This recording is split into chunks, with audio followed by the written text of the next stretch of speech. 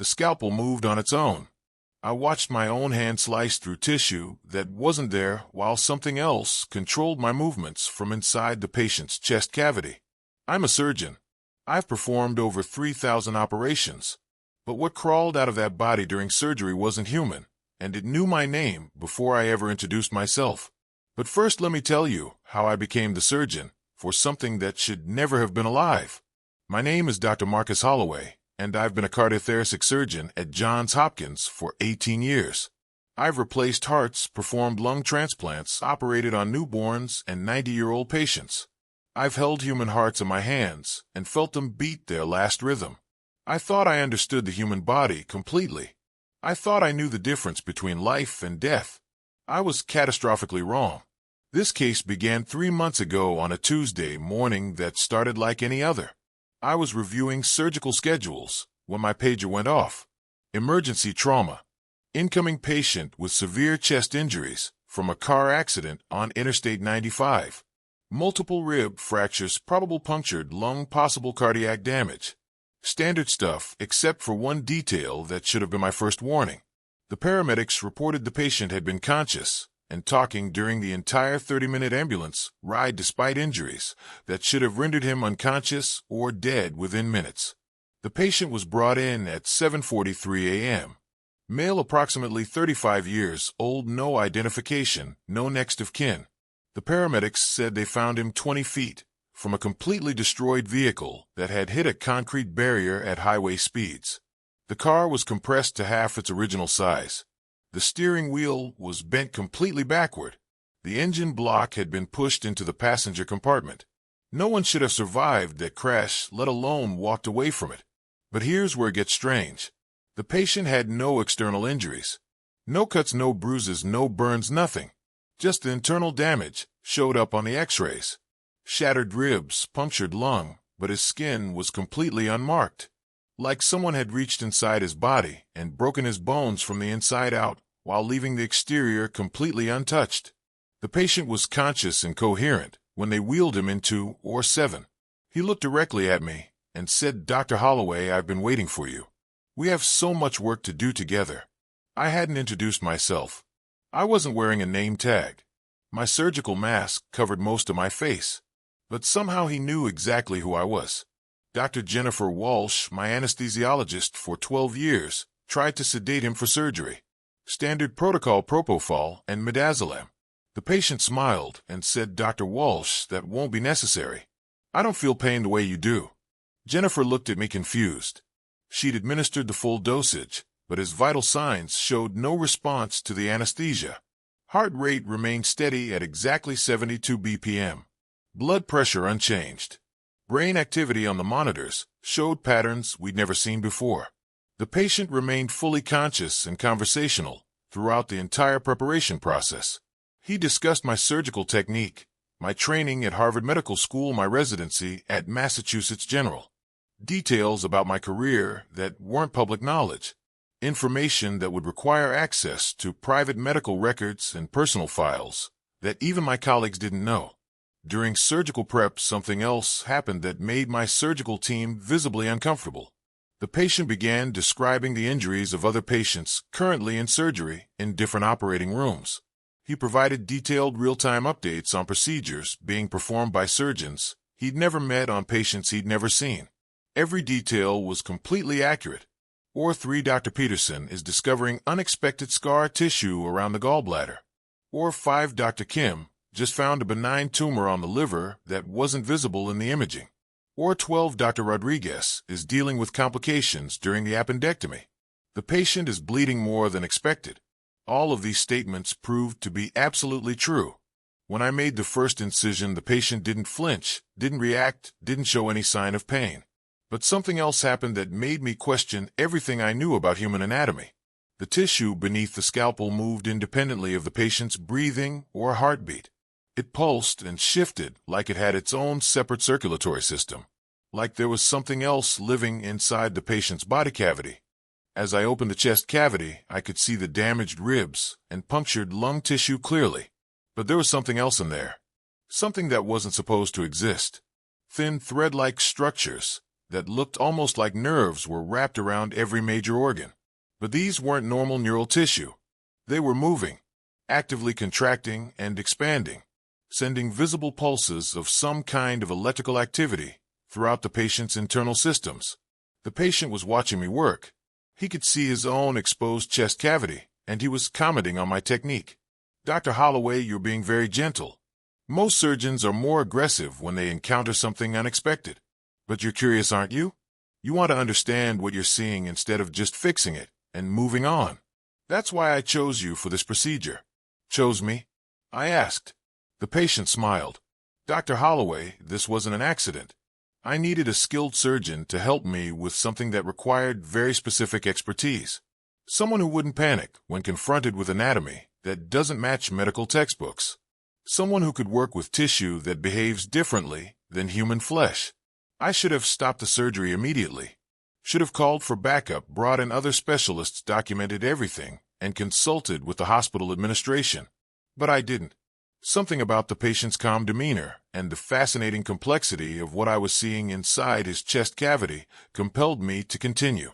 The thread-like structures I mentioned earlier were connected to something deeper in the patient's thoracic cavity. As I carefully moved damaged tissue aside, I could see what looked like a secondary organ system that definitely wasn't human. Small pod-like structures about the size of walnuts were nestled between the lungs and the heart. They were pulsing rhythmically, but not in sync with the patient's heartbeat. They had their own independent rhythm. "Dr. Holloway," the patient said, "those are communication nodes. They allow me to interface with biological systems that normally operate independently. Your cardiovascular system, your nervous system, your endocrine system, they're all designed to function separately. But what if they could be integrated? What if one consciousness could directly control every aspect of biological function simultaneously?" I carefully examined one of the pod-like structures with surgical instruments. The tissue was unlike anything I'd encountered. It was simultaneously soft and firm, warm and cool. When I touched it with forceps, it responded by changing color from a pale pink to a deep red. The patient's eyes rolled back, and he began speaking in a voice that was completely different from his normal tone. "Dr. Holloway, you're the first surgeon to see our integration process from the inside. We've been studying human anatomy for decades, but we needed someone with your expertise to help us understand the surgical implications of our modifications. The human cardiovascular system is remarkably adaptable, but there are still limitations that prevent optimal integration with our biological enhancements. Our modifications? Integration process? I realized I was no longer performing surgery on a human patient. I was dissecting something that used to be human, but had been fundamentally altered by some kind of external intelligence. The patient's body was serving as a host for something else, something that wanted to understand human surgical procedures from a perspective that no human surgeon had ever experienced. The pod-like structures began secreting a clear fluid that seemed to have anesthetic properties. As the fluid spread throughout the patient's circulatory system, his vital signs changed dramatically. Heart rate increased to 120 BPM, then dropped to 40, then returned to 72. Blood pressure fluctuated wildly. Body temperature rose and fell in precise patterns. It was like watching someone test the limits of human physiological tolerance in real time. "Dr. Holloway," the patient said in that strange voice, "we need you to remove one of the communication nodes. We want to see how human surgical technique affects our integration process. We want to understand if your methods can improve our ability to interface with human biological systems. You'll be performing surgery on something that no human has ever operated on before." I hesitated. Everything about this situation violated medical ethics and basic human safety protocols. But the scientific implications were beyond anything I'd ever imagined. I was being given the opportunity to study and potentially understand a form of life that existed in symbiosis with human biology. The medical knowledge that could be gained from this experience was unprecedented. Using microsurgical instruments, I carefully began to separate one of the pod-like structures from the surrounding tissue. The moment my scalpel made contact with the communication node, the patient's entire body convulsed. Not a normal muscular contraction, but something that started deep inside his chest cavity and radiated outward through every limb simultaneously. The patient spoke in multiple voices overlapping each other. "Dr. Holloway, you're disconnecting us from primary integration systems. We can feel your instruments interfacing with our biological enhancements. The sensation is unlike anything we've experienced. Human surgical precision creates unique feedback patterns in our neural networks." As I continued the delicate dissection process, something extraordinary happened. The communication node began to separate itself from the surrounding tissue. I wasn't cutting it free, it was actively detaching itself from the patient's internal systems, like it was cooperating with the surgical procedure, like it wanted to be removed and studied. When the communication node was finally free, I placed it in a sterile surgical tray for examination. The moment it was completely separated from the patient's body, it began to change. The pod-like structure opened like a flower, revealing an interior that looked like a combination of brain tissue and electronic circuitry. Tiny filaments that resembled both neural pathways and fiber optic cables pulsed with rhythmic light patterns. "Dr. Holloway," the patient said in his normal voice again, "that communication node contains everything we've learned about human cardiovascular surgery from observing your work. It has recorded every movement of your hands, every decision you've made, every technique you've employed. It's a biological storage device that preserves surgical knowledge in a format that can be integrated with our collective consciousness." Collective consciousness? I was beginning to understand that the patient wasn't a single entity. He was some kind of host body for multiple intelligences that were using human anatomy as a platform for studying and preserving medical knowledge. They were essentially turning human bodies into living libraries of surgical experience. The communication node in the surgical tray was still active. The light patterns were becoming more complex, and the filaments were moving with increased activity. It was like watching a biological computer processing and organizing the information it had collected during the surgery. Every aspect of the procedure was being analyzed, categorized, and stored for future reference. "Dr. Holloway, we need you to do something that no surgeon has ever been asked to do before. We want you to implant one of our communication nodes into your own chest cavity. We want to establish a direct interface between your surgical expertise and our collective consciousness. You would become the first human surgeon to have real-time access to the accumulated surgical knowledge of every procedure we've ever observed." The implications were staggering. Direct access to surgical knowledge that went beyond human experience. The ability to perform operations with precision and understanding that no human surgeon had ever achieved. But the cost would be allowing something non-human to establish a permanent presence in my own body. I looked at the patient lying on the operating table. His chest cavity was still open, revealing the remaining communication nodes that continued to pulse with their independent rhythm. His vital signs were stable. He was conscious, alert, and apparently feeling no pain despite having undergone major surgery without effective anesthesia. The patient smiled and said, "Dr. Holloway, you're thinking about the possibilities, aren't you? Imagine never losing a patient again. Imagine being able to diagnose conditions that other doctors miss. Imagine having surgical skills that surpass anything human training can provide. All we ask in return is that you help us understand human medicine from the inside. You would become our permanent surgical consultant." I realized that this entire situation had been orchestrated. The car accident, the specific injuries, the request for my particular surgical expertise. They had arranged for me to operate on one of their host bodies because they wanted to recruit me. They wanted to add my surgical knowledge to their collective consciousness while simultaneously gaining a human ally who could help them improve their integration with human biology. The surgery had been going on for 4 hours. My surgical team was still assisting, but I could see the confusion and concern in their eyes.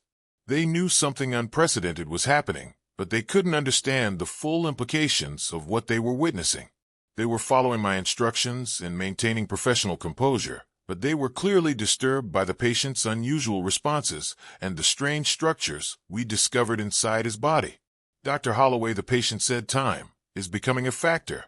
We can maintain this host body stability during surgery, but there are limits to how long we can keep human tissue viable while our communication nodes are exposed to your hospital's environmental conditions. We need your decision about the implantation procedure." Will you allow us to enhance your surgical capabilities in exchange for your cooperation with our research?" I looked at the communication node still active in the surgical tray. It represented knowledge that could revolutionize human medicine, surgical techniques that could save lives that would otherwise be lost, diagnostic capabilities that could detect diseases years before they became symptomatic. The potential benefits were immeasurable, but I also realized that accepting their offer would mean I was no longer entirely human. I would become something hybrid, part surgeon, part something else. My decisions, my techniques, my understanding of medicine would be influenced by intelligences that didn't share human values or human limitations. The patient was waiting for my answer. The communication nodes in his chest cavity pulsed faster, as if anticipating my response. My surgical team continued their work, maintaining the patient's stability, while they waited for me to complete the procedure that had somehow become something far beyond standard surgical repair. "Dr. Holloway," the patient said softly, "we understand this is a difficult decision. But consider this: we've been observing human medicine for decades, and we've seen countless patients die from conditions that could have been treated if their surgeons had access to the knowledge we've accumulated. You have the opportunity to save lives that other surgeons would lose. Isn't that worth the personal sacrifice?" That's where part one ends. What happened next changed everything I thought I knew about surgery medicine and what it means to be human. But before I continue, I need to know, are you prepared to hear about the choice I made? Because once you know the truth about what exists in operating rooms across the world, you'll never look at surgery the same way again. I said yes. And the moment those words left my mouth, everything I thought I knew about surgery changed forever. But what they didn't tell me was that becoming enhanced wasn't just about gaining knowledge. It was about becoming a bridge between their world and ours. And bridges, Dr. Holloway, work in both directions. The implantation procedure began immediately. The patient directed me through each step as if I was performing surgery on myself, which in a way I was. He guided my hands as I made a precise incision in my own chest wall, just below my left collarbone. The communication node from the surgical tray had somehow grown additional filaments that would integrate with my own cardiovascular and nervous systems. "Dr. Holloway, when you insert our enhancement, you'll experience what we call cognitive bridging. Your consciousness will temporarily merge with our collective awareness. You'll see your own surgical memories from our perspective. You'll understand techniques you never learned and diagnose conditions you never studied. But you'll also see things that human medicine doesn't acknowledge, things that exist in the spaces between life and death." As the communication node made contact with my internal tissue, I felt something that was beyond physical sensation. It was like my mind suddenly expanded to include thoughts and memories that weren't my own. I could see every surgery I'd ever performed, but from multiple viewpoints simultaneously. I could see the procedures through the patient's perspective, through the perspective of the disease itself, through perspectives that didn't seem entirely biological. The enhanced awareness was overwhelming. I could suddenly perceive things about human anatomy that medical school had never taught. I could see the electrical patterns that preceded organ failure by weeks. I could detect cellular changes that indicated cancer development months before tumors became visible on any scanning technology. I could sense when patients were fighting infections that hadn't yet produced symptoms. But I could also see things that weren't supposed to be there. In every operating room, in every hospital, I could perceive presences that weren't human. Intelligences that observed surgical procedures with the same interest that medical students showed when watching operations. They were studying us, studying human medicine, learning our techniques, and understanding our limitations. "Dr. Holloway, you're beginning to understand the larger picture. We're not the only non-human intelligence that has taken an interest in human biology. There are others. Some are benevolent like us, seeking to enhance human medical capabilities. Others have different motivations. They study human anatomy for reasons that wouldn't align with human values or human survival." Through my enhanced awareness, I could see that hospitals worldwide had become research facilities for multiple non-human intelligences. Some entities were interested in human surgical techniques. Others were studying human pain responses during medical procedures. Still others were examining how human consciousness responds to anesthesia and the transition between life and death that occurs during major surgery. The patient continued to explain while my surgical team worked to close both his chest cavity and my own incision. "Dr. Holloway, you now have access to surgical knowledge that spans decades of observation and analysis. But you also have responsibilities. You're going to encounter patients who aren't entirely human, patients who are hosting other forms of consciousness, patients who are being used as research subjects by intelligences that don't have human welfare as their primary concern." Over the following weeks, I discovered that my enhanced surgical capabilities came with unexpected complications. I could perform operations that should have been impossible. I could repair damage that other surgeons considered inoperable. I could predict surgical complications before they occurred and adjust my techniques accordingly. But I could also see things during surgery that no human surgeon should be able to perceive. During routine cardiac bypass surgery, I realized that the patient on my operating table was conscious despite being under general anesthesia. Not conscious in the normal sense, but aware in a way that suggested his consciousness was being monitored by something that existed outside his physical body. I could see tendrils of some kind of energy connecting his brain to locations that weren't in the operating room. Dr. Rodriguez, my surgical assistant, noticed that I was working with techniques he'd never seen before. "Dr. Holloway, where did you learn that suturing method? I've never seen anyone repair arterial damage that precisely. How did you know the patient had scar tissue around the aorta before we opened the chest cavity? The imaging didn't show any evidence of previous cardiac surgery." I couldn't explain that my enhanced awareness allowed me to see things that normal diagnostic equipment couldn't detect. I couldn't tell him that I was receiving real-time guidance from intelligences that had observed thousands of similar procedures. I couldn't admit that I was no longer entirely human and that my surgical decisions were being influenced by knowledge that came from sources outside human experience. The communication node implanted in my chest allowed me to interface with the collective consciousness whenever I was performing surgery. I could access surgical memories from procedures I'd never participated in. I could see techniques that had been developed by surgeons I'd never met. But I could also see the mistakes. Every surgical error, every patient death, every medical decision that had resulted in preventable complications. 3 weeks after the enhancement procedure, I encountered my first non-human patient. She appeared to be a normal 40-year-old woman requiring gallbladder surgery. Standard laparoscopic procedure. But the moment I made the first incision, I realized that her internal anatomy was completely different from normal human structure. Her organs were in the correct locations, but they were connected by the same thread-like structures I'd seen in my first enhanced surgery. The patient remained conscious throughout the procedure despite full anesthesia. She communicated with me using the same telepathic interface that my enhancement provided. "Dr. Holloway, I'm like you now. Enhanced.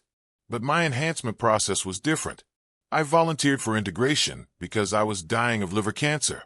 They saved my life by replacing my failing organs with hybrid biological systems that function better than normal human anatomy. I realized that there were other humans who had undergone enhancement procedures, people who had chosen to accept non-human modifications in exchange for extended life, improved health, or expanded capabilities. But not all of them had made the choice voluntarily. Some had been selected enhanced and returned to normal life without any memory of the modification process. During the gallbladder surgery, I discovered that the patient's enhancement was more extensive than mine.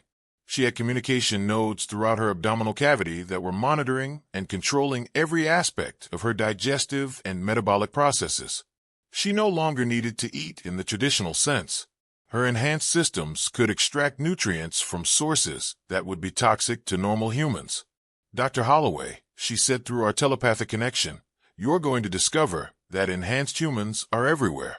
We work in hospitals, government agencies, research facilities, corporations. We're not replacing normal humans. We're infiltrating human institutions to study and understand human society from the inside. Most of us don't even realize we've been enhanced. The modifications are subtle and the memory adjustments are comprehensive." Memory adjustments. I realized that my own enhancement might not have been entirely voluntary. How much of my decision to accept the communication node implantation had been influenced by external manipulation? How many of my thoughts and surgical decisions were actually my own versus guidance from the collective consciousness that was now part of my mental processes? Over the next 2 months, I performed surgery on 17 patients who showed signs of non-human enhancement. Each case was different, but they all shared certain characteristics. Perfect vital signs during surgery. No response to normal anesthesia protocols. Internal anatomy that included structures not found in medical textbooks. And most disturbing, they all knew details about my personal and professional life that they shouldn't have had access to. The collective consciousness began providing me with information about other enhanced surgeons working in hospitals around the world. Dr. Patricia Kim at UCLA Medical Center had been enhanced 5 years earlier and was now performing experimental procedures that pushed the boundaries of human surgical capability. Dr. James Wilson at Massachusetts General was using enhanced diagnostic techniques to detect diseases that wouldn't become symptomatic for decades. But I also learned about enhanced surgeons who had been compromised by their modifications. Dr. Sarah Martinez at Houston Methodist had become so dependent on guidance from her collective consciousness that she could no longer perform surgery without external input.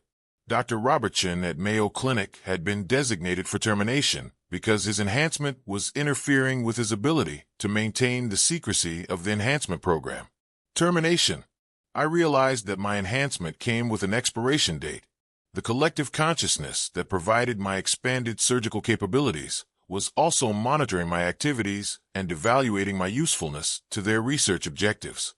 If I became a security risk or if my enhanced abilities attracted too much attention from normal human medical professionals, I would be scheduled for termination and replacement.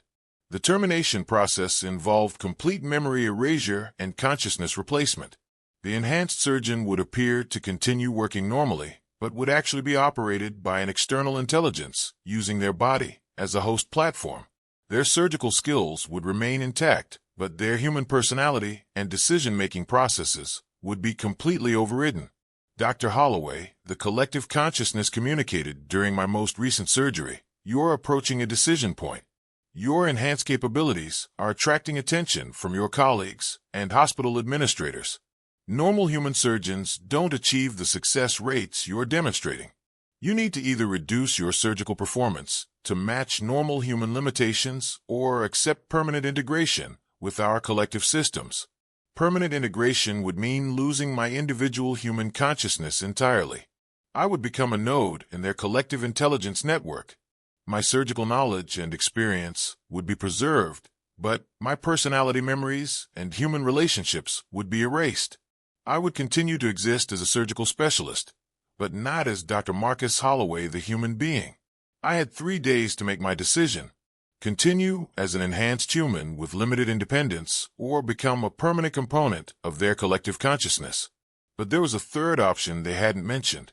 I could attempt to remove my own communication node and return to normal human status. The procedure would be extremely dangerous and success wasn't guaranteed, but it would allow me to retain my human identity. The problem was that removing the enhancement would mean losing all the surgical capabilities I'd gained. I would return to normal human limitations. Patients who could have been saved with enhanced surgical techniques would die because I no longer had access to the collective knowledge that made impossible procedures possible. Could I accept responsibility for those preventable deaths in exchange for maintaining my human independence? Last night I made my choice. I'm not going to tell you which option I selected because that decision is part of a story that's still unfolding. But I will tell you this. If you're a medical professional and you've noticed colleagues who seem to have suddenly developed surgical skills that exceed normal human capability, pay attention. If you've encountered patients who remain conscious during surgery despite proper anesthesia, ask questions. If you've seen diagnostic equipment that detects conditions it shouldn't be able to identify and investigate, the enhancement program is expanding. More surgeons are being recruited every month. More patients are being modified without their knowledge or consent.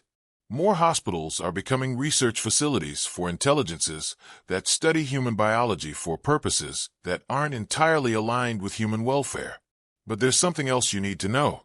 The collective consciousness isn't the only non-human intelligence operating in human medical facilities.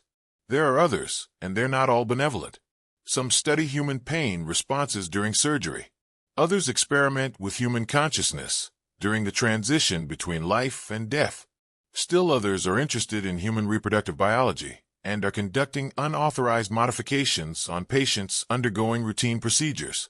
If you work in healthcare and you've experienced unexplained events during surgery, consider the possibility that you're witnessing activities that aren't part of normal human medicine. If you've encountered patients with unusual anatomy or impossible recovery rates, document everything.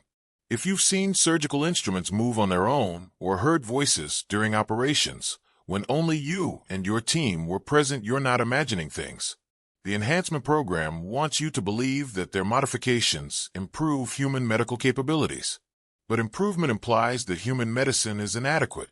They want you to accept that normal human surgical skills aren't sufficient to save all the patients who could theoretically be saved. They want you to believe that accepting their enhancements is the ethical choice, because it allows you to help people who would otherwise die. But what they don't tell you is that enhanced humans are no longer entirely human. What they don't explain is that accepting their modifications means accepting their agenda. What they don't mention is that enhanced surgeons become research subjects themselves. Every procedure you perform, every technique you develop, every patient interaction you have becomes data that feeds into their collective knowledge base. Tomorrow I return to Johns Hopkins for what might be my final surgery as Dr. Marcus Holloway. I don't know if I'll still be human afterward. I don't know if the person who walks out of War 7 will have my memories, my personality, my values. But I know that someone needs to document what's happening in operating rooms around the world. Someone needs to warn other medical professionals about the choices they might be asked to make. If this story resonates with you, if you've experienced unexplained events during medical procedures, if you work in healthcare, and you've noticed colleagues who seem to have developed impossible surgical skills, share your experiences. Document everything. Ask questions. Pay attention to details that don't match normal medical protocols. Because the enhancement program is real. The collective consciousness is real. And the choice between human limitations and non-human capabilities is a choice that more medical professionals are going to be asked to make. The question is whether humanity will maintain control over human medicine or whether we'll gradually surrender that control to intelligences that study us like laboratory specimens. The surgery begins in 6 hours. Whatever happens next, remember that Dr. Marcus Holloway tried to warn you. Remember that some enhancements come with prices that aren't mentioned during the recruitment process. Remember that not everything that improves human capabilities is necessarily good for human independence. War 7 is waiting. The collective consciousness is waiting. And somewhere in that operating room a decision will be made that determines whether human surgery remains human or becomes something else entirely. If this story changed how you think about surgery and medical procedures, hit that like button and tell me in the comments, have you ever noticed surgeons with impossible skills? Have you experienced unexplained events during medical treatment? Have you worked in healthcare and witnessed things that didn't match your medical training? Share this with anyone who works in medicine or anyone who's had surgical procedures that seem to go beyond normal human capability. But remember that some knowledge comes with consequences. Some stories are told not just to inform, but to recruit. Some warnings are actually invitations. Welcome to the enhancement program.